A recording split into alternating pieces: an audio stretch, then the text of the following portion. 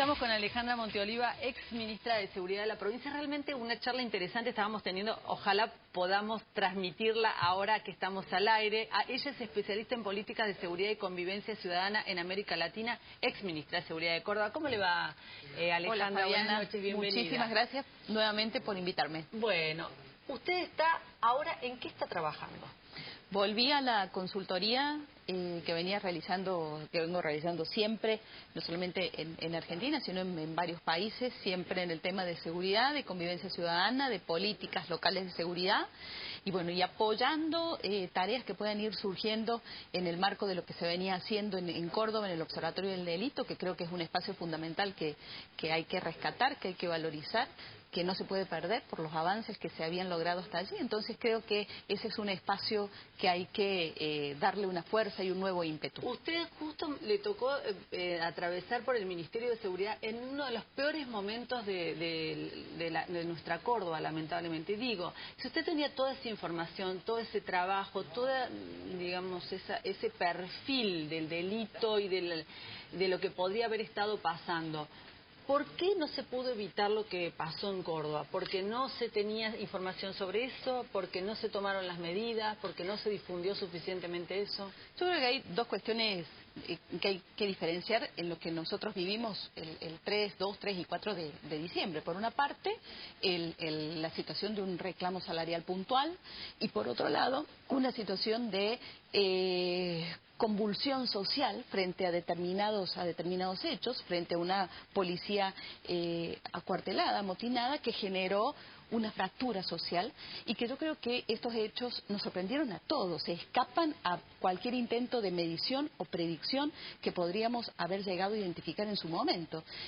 La situación que vivimos escapa a la identificación de amenazas que podríamos haber identificado. Pero usted dijo que no habían tenido la información en tiempo y en forma. ¿Qué información tenía usted que podría haber sido solicitada? O sea, usted tenía el perfil del delincuente, el perfil del policía, se trabajaba sobre la policía en Córdoba como ministra de Seguridad. ¿Cree que hay una información eficiente y suficiente para trabajar sobre eso? Habíamos empezado a dar los primeros pasos en definir y concretar, no es una cuestión que es una cuestión que lleva tiempo, en definir el modelo policial. Ha sido una de mis principales preocupaciones, porque Córdoba no tiene un modelo policial definido, ni Córdoba ni la mayoría de las provincias argentinas, lamentablemente.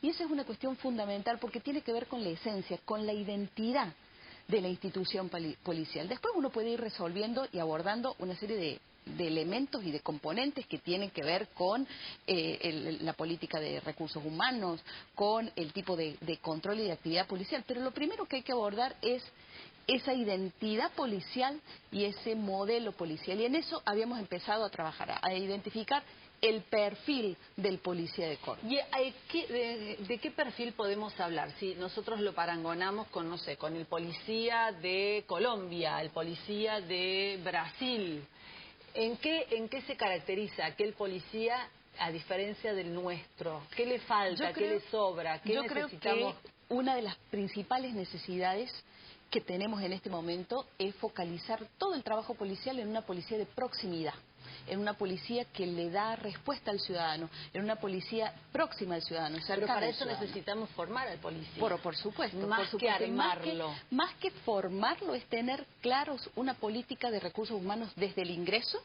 desde el desarrollo de la actividad policial, la profesionalización de una carrera y obviamente las condiciones incluso de ascenso y de retiro. Ahora, ministra, cuando se firmó el acuerdo entre los policías y el gobierno de la provincia de Córdoba, a mí me llamó muchísimo la atención que pidieran los policías en ese acuerdo la garantía de tener un servicio psicológico para atención de los policías. ¿Quiere decir que no los tenés? No, sí lo tiene. La policía tiene un área dentro de la Dirección General de Recursos Humanos, hay un área de bienestar policial y la policía de Córdoba tiene en este momento un pool entre 60 y 80 psicólogos que están distribuidos en los distritos y en las principales ciudades y que hacen un trabajo de acompañamiento. O sea, Hay un servicio psicológico permanente y eso existe de hace muchísimo tiempo. Que hay que mejorarlo, que hay que reorientarlo, que hay que mirar estas nuevas situaciones, no solamente que tienen que ver con el acompañamiento frente al estrés, a la carga laboral, al tema de los suicidios, sino que tiene que tener la capacidad de percibir mucho mejor esa situación particular del policía y su familia. Entonces, el tema sí existe, pero requiere de una mayor articulación con la labor del día a día del policía. ¿Tienen que tener gremio los policías? Ese es un debate que yo creo que hay que dar, que hay que analizar a fondo. Hay muchas experiencias que funcionan en sociedades muy distintas a la nuestra. Ojo con eso, o sea, porque mucha gente dice, en tal parte funciona, sí, pero funcionan en Canadá o funcionan en Europa, que son nada que ver con nosotros. Muy avanzadas. Sí, nada que ver con nosotros en esa relación policía-institucionalidad o policía-ciudadano. Entonces, yo creo que es un debate que hay que dar y hay que mirar. ¿Sí? No creo que en este momento estén dadas las condiciones ni en Córdoba ni en ninguna de las otras provincias para pensar en una agremiación como tal policial. El gobierno provincial fue a Buenos Aires a pedir un fondo para seguridad. ¿Eso es posible? ¿Eso es viable? ¿Y eso es, le parece que es justo que se piense en un fondo así desde el ámbito nacional, bajándolo al provincial? Sí, la solicitud del gobernador creo que es válida en una coyuntura como esta. No significa que ese tipo de fondos se deban extender o plantear eternamente. Creo que para responder a coyunturas y teniendo en claro para qué son esos fondos y definiendo horizontes de tiempo definidos muy puntuales, creo que eso es viable. Es cierta la respuesta del Gobierno Nacional que ha dicho no, son las provincias las que tienen la jurisdicción y las que tienen la responsabilidad, listo. Pero no quita esa respuesta que puede existir. Hay que mirar también otras experiencias. Tengamos en cuenta que estamos hablando de, en nuestro caso en Argentina, en un Estado federal, lo mismo sucede en Brasil, lo mismo sucede en México, donde policías provinciales tienen que convivir con policías nacionales, pero que hay en otras partes una serie de recursos de coparticipación, que podríamos llamar de alguna manera, donde los gobiernos federales o los gobiernos nacionales apoyan a policías. Diferente es el caso de las policías nacionales, donde dependen totalmente del nivel nacional la financiación del cuerpo policial, ¿no es cierto? Pero creo que es viable siempre y cuando haya claridad sobre el horizonte de tiempo. Lo que pasa es que si no, no tendrían forma de reclamar. Aunque, por ejemplo, desde el ámbito de la justicia, Irina Santiesteban, que es una de la representante del gremio de la justicia, su postura es que no deben agremiarse justamente porque no pueden dejar sin seguridad a la fuerza, a la ciudadanía. Garantizar la seguridad y la convivencia ciudadana es un servicio esencial.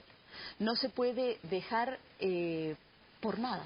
¿Tuvo miedo usted esos días, Alejandra? Miedo no, angustia y mucha preocupación. Esos fueron 3 largos días prácticamente sin dormir, esos 3 días y medio creo. Más que miedo era angustia y muchísima preocupación.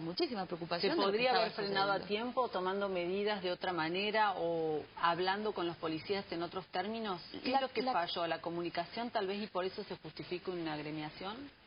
No, yo no justifico una agremiación. Creo que lo que debe darse, primero, no llegar a circunstancias como esta. Ese es el primer punto, siempre y cuando hay existe una política, insisto, de recursos humanos clara, actualizada, contundente, y que se deben dar los canales internos de comunicación entre el policía y las autoridades, policía y gobierno, para poder estar al tanto de este tipo de situaciones. Creo que en eso hay que trabajar.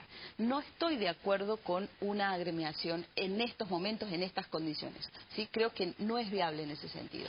¿Usted hoy está trabajando en el gobierno? ¿Sigue dentro del gobierno? No. ¿Y cuál ha sido el ofrecimiento del gobierno? O sea, usted directamente se fue justamente de este... Tenía como ¿cuál era su anterior función, digamos? Cuando yo estaba, antes de ser ministra, estaba en la dirección de planificación del ministerio y en la dirección del Observatorio del Delito. Ten en cuenta que ahora, estando en el Ministerio de Seguridad, ya como tal no existe el Ministerio de Seguridad, sino es un solo ministerio, Gobierno y Seguridad. Entonces están en este momento en un proceso de compaginación y ensamble interno entre dos ministerios. Ese Observatorio del Delito sobre el que se ha trabajado tanto.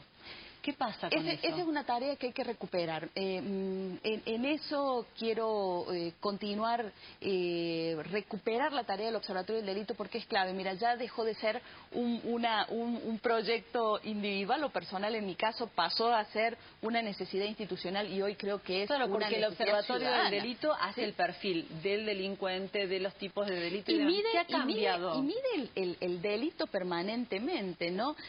Trabaja sobre el mapa del delito, identifica las amenazas a nivel local, ¿sí? Entonces, el delito se mueve permanentemente. ¿Y eso lo bajan a los policías o a los jefes y demás, como sí, para que haya una evaluación de estos resultados? El trabajo del Observatorio del Delito, por lo menos a través de las diferentes encuestas de victimización, de percepción que se venían haciendo, siempre eran socializadas internamente con el Estado Mayor, con los jefes de distrito, con los jefes de departamentales, porque era un referente más. No es el único, ¿no? Porque además nos movemos con información que la misma policía genera y produce, pero el observatorio es un insumo fundamental para completar la toma de decisiones frente a operativos policiales y frente a la definición de políticas de seguridad. Entonces, el observatorio no puede perderse. Creo que es una cuestión que hay que revalorizar en este momento más que nunca.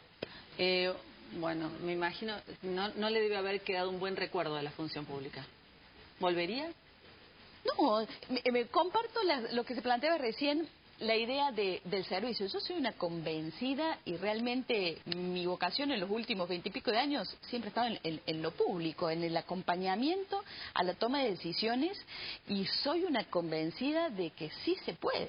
Sí se pueden revertir situaciones críticas, sí se puede dar vuelta a situaciones críticas en materia de inseguridad. Pero a veces los ministros o los que están en los mandos medios no son los fusibles de los gobernantes.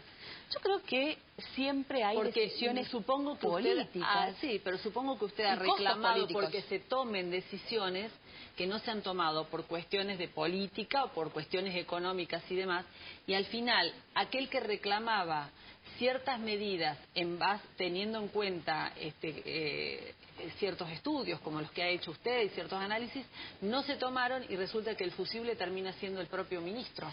Yo creo que... ¿No se sintió un fusible? Mira, yo asumí el costo político de una decisión y de una situación que incluso excede a lo meramente provincial, ¿sí? Creo que debemos avanzar como ciudadanos en ese tipo de decisiones. Mira, acá hay algo que es fundamental tener presente y que yo no sé hasta dónde quizás lo tenemos claro. Las cosas cambian cuando los funcionarios, no cuando los funcionarios cambian o cuando los políticos cambian. Las cosas cambian cuando las políticas cambian, cuando las políticas públicas se modifican y si no las hay, cuando se generan y se implementan de manera adecuada. Entonces yo creo que lo que debemos empezar a cambiar es ese chip que tenemos que cambiando personas, cambian las cosas. O sea, hay que tener un poquito más de cuidado en eso. Debemos trabajar en políticas, en sostener políticas. El resto cuando algo no funciona o hay un problema, se cambia todo el gabinete y se da la sensación de que se cambia la política. Y a veces no hace falta cambiar la política. Yo creo que lo que debe cambiar o lo que se deben modificar son las políticas públicas y eso permite generar transformaciones o generar cambios, ¿sí?